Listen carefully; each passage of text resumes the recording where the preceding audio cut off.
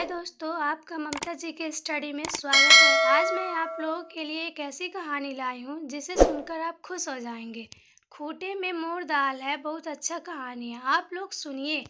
खूंटे में मोर दाल है, का खाऊं का पीऊं का लेके परदेस जाऊं। एक चिड़िया थी जो रोज दाना चुगने के लिए अपने बच्चों को घोंसले में छोड़कर दूर जंगलों के पार बस्तियों में जाया करती थी। एक दिन किसी घूरे पर उसने एक चने का दाना पाया। वह उसे लेकर चक्की में दरने के लिए गई। दाल दरते दरते दाल खूंटे में फंसी रह गई। एक ही दाल बाहर निकले। चिड़िया ने उसे निकालने की अपनी ओर से बहुत कोशिश की, लेकिन वह सफल नहीं हो सकी। चिड़िया बढ़ई के पास गई और उससे खूंटे में फंसी दाल बाहर निकालने को कहा। बढ़ई कुछ और काम कर रहा था, इसलिए उसे ध्यान नहीं दिया। चिड़िया ने उससे बहुत मिन्नत की। उसने कहा, बढ़ई बढ़ई खूंटा चीरो, खूंटा में मोर दाल है, का खाऊं का पीऊं का लेके परदेस जाऊं। बढ़ई ने उसका एक ना सुनी और उसे दुत्कार कर भगा दिया। फिर वह राजा के पास गई। चिड़िया ने राजा से गुहार लगाई, राजा ऐसे बढ़ई को दंड दो जो मुझ जरूरतमंद की बात नहीं सुनता। राजा राजा बढ़ई दंडो बढ़ई न खूंटा चीरे, खूंटा में मोर दाल है, का खाऊं का पीऊं का लेके परदेस जाऊं। राजा के पास कहाँ इतनी फुर्सत थी कि नन्ही चिड़िया की बात सब काम छोड़कर सुनता। जब उसने भी विनती पर कोई ध्यान नहीं दिया तो वह रानी के पास गई और रानी से बोली, हे रानी, तुम अन्याय राजा का साथ छोड़ दो। रानी रानी राजा छोड़ो, राजा न बढ़ई दंडे बढ़ई न खूंटा चीरे, खूंटा में मोर दाल है, का खाऊं का पीऊं का लेके परदेस जाऊं। रानी भला अपने राजा को क्यों छोड़ने लगी। रानी ने रोती बिलखती चिड़िया की एक ना सुनी और उसकी बात मानने से इनकार कर दिया। फिर गौरैया उड़े सांप के बिल के पास जाकर रोने लगी। बिल से निकले सांप से अपनी विनती दोहराई, सरप सरप रानी डसो रानी, ना राजा छोड़े राजा न बढ़ई डंडे बढ़ई न खूंटा चीरे, खूंटा में मोर दाल है, का खाऊं का पीऊं का लेके परदेस जाऊं। उससे अपनी राम कहानी सुनाकर विषैले सांप से कहा कि तुम जाकर उस रानी को डसो जो गरीब की गुहारें नहीं सुनती। जो रानी सब कुछ जानकर भी हमें राजा से न्याय नहीं दिला सकी और न ही राजा को छोड़ सकी, उसे तुम जाकर क्यों नहीं डस लेते। सांप ने भी इसमें अपनी असमर्थता जताई।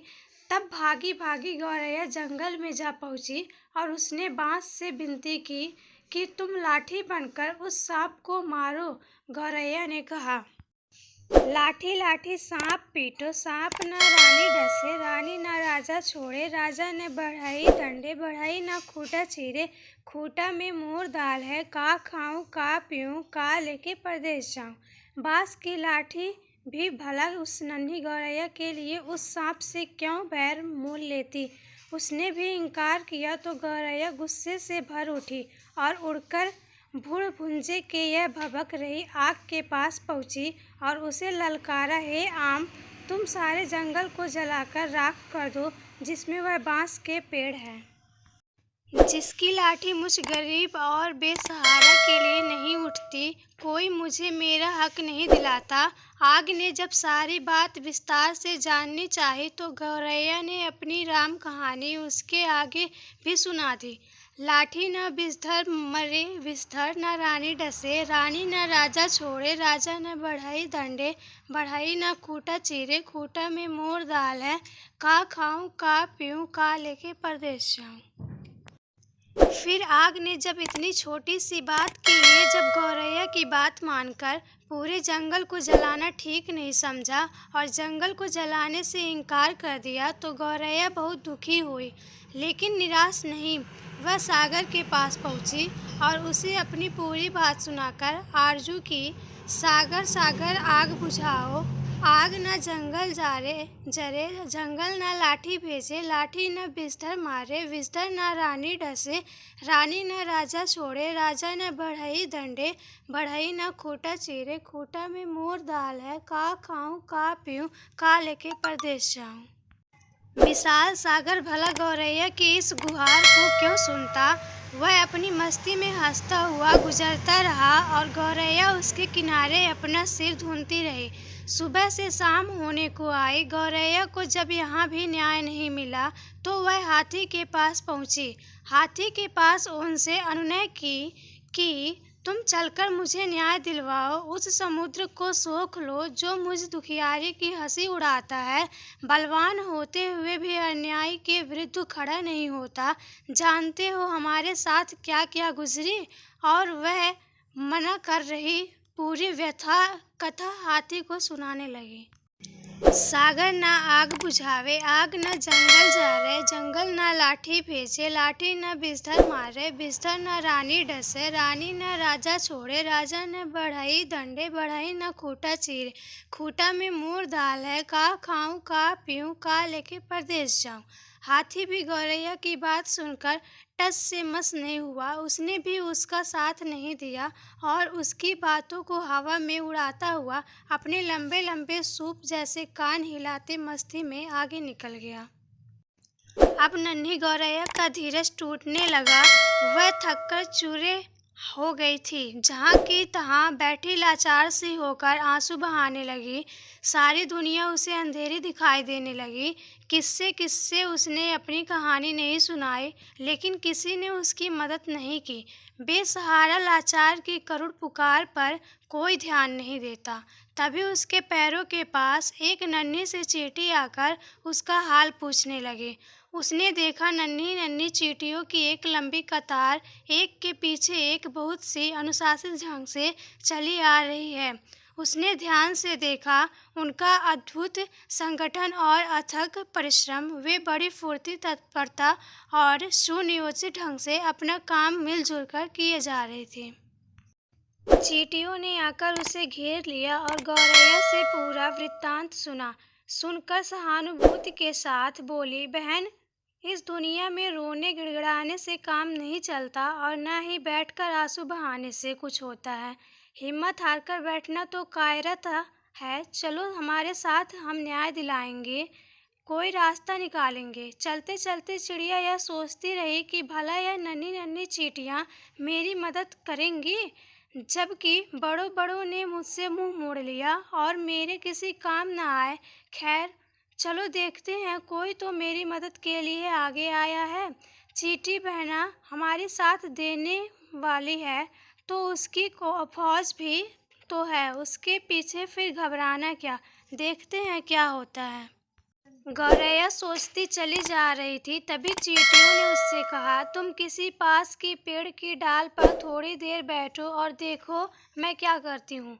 कैसे पहाड़ जैसा हाथी मेरे इशारे पर नाचने लगता है और तुम्हारे काम के लिए दौड़ा दौड़ा समुद्र के पास जाता है। हिम्मत हारने से कुछ नहीं होता। मिलजुला कर जुगुत लगाने से ही समस्याओं के समाधान का रास्ता निकलता है। गौरैया फुर्र से पास के पेड़ की डाल पर जा बैठी और चकित होकर चींटियों की असंभव सी लगने वाली बातों को कारगर होती ही अपनी आंखों के सामने देखती रही। चींटी धीरे धीरे हाथी के पैर से सरककर उसके कान तक जा पहुंची। हाथी अपने सूप से जैसे कान हिलाता सूंड से अपने माथे पर फूंक मारता ही रह गया और चींटी उसके कान में घुसकर उसे तंग करने लगी और उसे समझाने लगी, बड़े बड़े बलवान यदि अपने बल अहंकार में चूर होकर दीनहीन छोटों की सहायता न करे तो उन्हें भी भान होना चाहिए कि काम पड़ने पर छोटी भी याद अपनी आन बान के लिए अड़ जाए तो बड़ों बड़ों के लिए संकट पैदा कर सकती है। अभी तो मैं अकेले आई हूँ, किंतु मेरे पीछे असंख्य चींटियों की लंबी कतार चली आ रही है। कहीं सबने एक साथ चढ़ाई कर दी तो लेने के देने पड़ जाएंगे। अपने प्राण संकट में क्यों डालते हो। मेरी नेक सलाह यही है कि तुम सीधी तरह चलकर गौरैया का काम करो, नहीं तो आगे समझ लो। मरता क्या न करता। हाथी झुंझलाहट और घबराहट में चींटी की बात मानने को लाचार हो गया है। वह यह कहते हुए गौरैया के काम के लिए सागर को सोखने को तैयार हो गया। मोहे काटो ओटो मत कोई, हम सागर सोखब लोई। ओटो ने हाथी का पिंड छोड़ दिया और गौरैया से उसे धन्यवाद देते हुए हाथी के पीछे पीछे उड़ती वापस सागर की ओर लौटी। हाथी जैसे ही सागर के पास उसे सोखने के इरादे से पहुंचा, सागर हाथ जोड़कर बोला, मोहे सोखो ओखो मत कोई हम आग बुझाई ली।